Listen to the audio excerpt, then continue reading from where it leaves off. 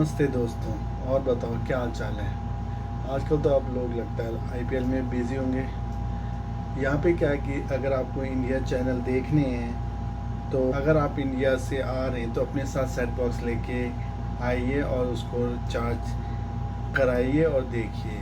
और यहाँ पे बहुत से लोग हैं जो सेट बॉक्स बेचते भी हैं, उनसे खरीद सकते हैं, जिसकी जो कॉस्ट आती है 4 से लेके 6 हज़ार तक है। और और या तो आप ऑनलाइन सब्सक्रिप्शन खरीद सकते हैं और इंटरनेट पे देख सकते हैं, बट उसमें यह है कि आपकी स्पीड अच्छी होनी चाहिए। मैं तो जो हूँ ऑनलाइन देखता हूँ क्योंकि मेरी जो इंटरनेट स्पीड है वो अच्छी है। और मैं हर रोज़ नहीं देखता, कभी कभी देखता हूँ तो जिसकी कॉस्ट आती है मेरे ख्याल से महीने का जो आता है वो आता है 500 से 600 रुपये तक ही आता है, 600 तक आता है। अब दोस्तों मैंने बहुत से फेसबुक पेजों में देखा है और बहुत से इंडियन भाई लोग हैं वो कमेंट करते हैं या पोस्ट करते हैं कि अगर वो फिलिपिनो से शादी करना चाहते हैं तो उसकी रिक्वायरमेंट होती है, पेपर रिक्वायरमेंट। सो मैंने सोचा कि अपने आज के जो टॉपिक में मैं उस बात को आपको उस टॉपिक को आपको बताऊं, जो मेरा जो पर्सनल एक्सपीरियंस है और मेरे जो अदर दोस्त हैं जान पहचान के, या मैंने ऑनलाइन जो भी स्टडी की या उसके हिसाब से। बट जो मोस्टली जो है वो मेरा पर्सनल एक्सपीरियंस है, तो मैं उसके हिसाब से आपको बता रहा हूँ कि आपको किस तरीके के पेपर चाहिए। सबसे सबसे पहला जो स्टेप है वो होता है कि आपको इंडिया में प्रूव करना होता है कि आपने कभी शादी नहीं की है। जो कि इंडिया में जो है कोई भी मैरिज के लिए कोई भी सेंट्रल डाटाबेस नहीं है। स्पेशली इंडिया में इम्पोर्टेंस नहीं है कि आप शादी को रजिस्टर कराएं, ऑप्शनल है। सो आपको कोई भी सरकार जो है, गवर्नमेंट जो है वो आपको बैचलरहुड का सर्टिफिकेट नहीं दे सकती है, बट आप अपने नाम से एफिडेविट बना सकते हैं और अपने जो पेरेंट्स के नाम के से भी एफिडेविट बना सकते हैं। सो आपको फर्स्ट थिंग जो करनी है वो बनाने हैं 2 एफिडेविट, एक अपने नाम से बनाना है, एक अपने पेरेंट्स के नाम से बनाना है। दोनों में यही मेंशन होना चाहिए, आपका नाम, आपका पता, आपके जो पेरेंट्स का नाम है उन, और फिर उसमें ये होना चाहिए कि आपने कभी भी इंडिया में किसी भी रिलीजन के अंतर्गत शादी नहीं की है और आपने कोई भी शादी रजिस्टर्ड नहीं की है, और कहीं भी किसी भी स्टेट में आपके नाम से कोई भी शादी रजिस्टर्ड नहीं है। ऑल्सो आपको ये भी मेंशन करना है कि आपने किसी और देश में शादी नहीं की है। सो उसके बाद आपको क्या करना है, आपके जो एफिडेविट हैं उनको जो मजिस्ट्रेट के थ्रू अटैच कराना है, मीन्स उसकी स्टैंप लगेगी और उसकी साइन लगेगी। सो ये हो गया कि आपके जो एफिडेविट हैं वो स्टेट लेवल में अटेस्टेड हो गए। अब नाउ इसको करना है सेंट्रल लेवल में अटेस्टेड, बिकॉज अगर आप कोई भी पेपर, आपका जो पेपर्स होते हैं, डॉक्यूमेंट्स होते हैं, अगर आप किसी भी बाहर देश में ले जा रहे हैं या उसको वैलिड कहीं पे देना है तो उसकी वैलिडेशन जो होती है वो सेंट्रल गवर्नमेंट होती है, वो अटेस्ट करती है, तब उसको कहीं भी दूसरे देश में वैलिड माना जाता है। दोनों जो वो रेट हैं वो न्यू दिल्ली के जो state home minister attested office है वो है नेहरू भवन में।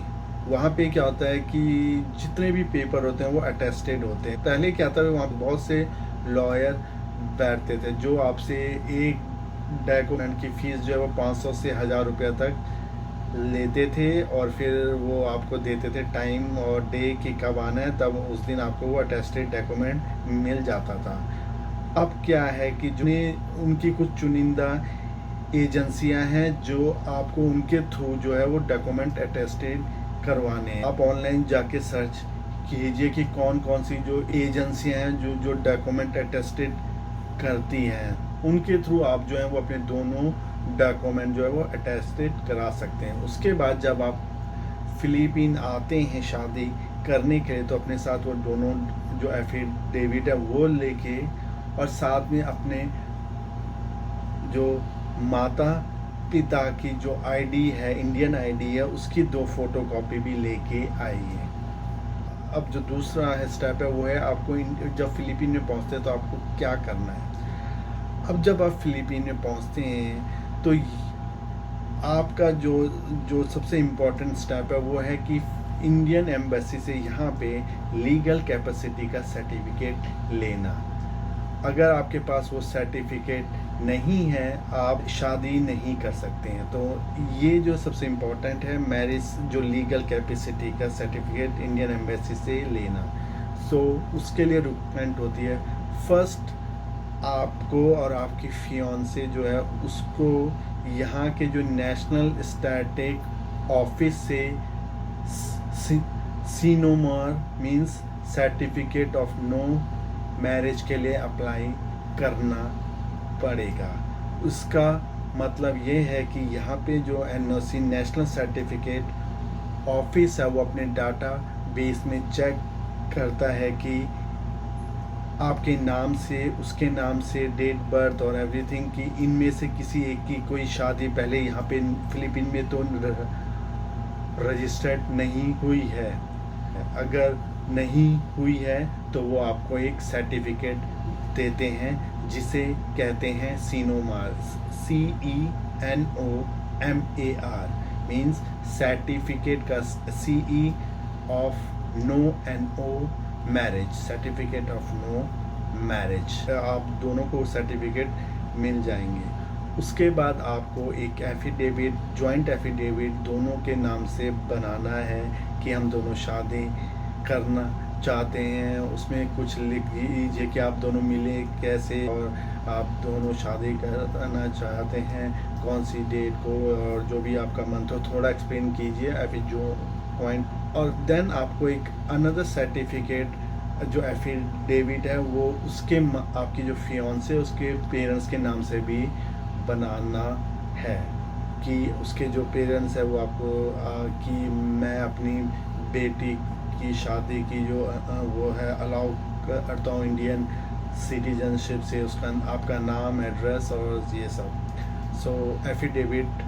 तो उसके बाद आपको जो 3 चीज़ें हैं, एक तो आप दोनों का सीनोमार वो सर्टिफिकेट और आप दोनों का जॉइंट एफिडेविट एंड आप उसके पेरेंट्स का एफिडेविट और उसका डेट ऑफ बर्थ का सर्टिफिकेट भी। इन डॉक्यूमेंट को आपको यहाँ का जो DFA होता है, जैसे इंडिया में आप जो पेपर्स हैं वो अटैच रहते हैं, वो पेपर्स होते हैं होम स्टडी में, वैसे यहाँ पे DFA होता है, डिपार्टमेंट ऑफ फॉरेन अफेयर। सो आपको इन सब पेपरों को उनके द्वारा रेड रिबन इसको उनको अटैच, यहाँ पे जो DFA पेपर अटैच करती है उसमें वो रेड रिबन लगाती है, तो उसको कहते हैं रेड रिबन। उनके थ्रू आपको रेड रिबन अटैच कराना पड़ता है, जिसमें मेरे ख्याल से 10 दिन तक का टाइम लगता है। उसके बाद आपका आपके जो पेपर्स हैं वो रेड रिबन हो जाएंगे, देन आपको आपका जो CNO certificate of no marriage है और वो है आपको वो इंडियन एम्बेसी में ले जाके फॉर्म के साथ सबमिट कराना पड़ता है।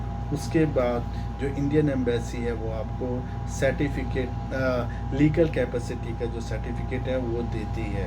कैपेसिटी का सर्टिफिकेट मिल जाता है, देन आप दोनों जो हैं वो यहाँ आपके जो सिटी और जो टाउन में जो सिटी हॉल है वहाँ पे जाके मैरिज सर्टिफिकेट के लिए अप्लाई कर सकते हैं। आपको उसमें आपकी शादी का टाइम और डेट और जो भी स्थान है, या तो आपको चर्च में करनी है या तो सिविल करनी है, बताना पड़ता है। तब जो सिटी हॉल से जिसको भी जो अथॉरिटी होती है वो आपकी शादी में अटेंड होगा और आप जो सर्टिफिकेट में आप दोनों के साइन होंगे। जो सिटी हॉल का जो अथॉरिटी होगी वही जो पेपर है वो उन्हीं सर्टिफिकेट को NOC नेशनल सर्टिफिकेट ऑफिस में जाके सबमिट करती है, और उसके बाद आपको जो सर्टिफिकेट है अथोराइज बाय NSO वो आपको मिलता है।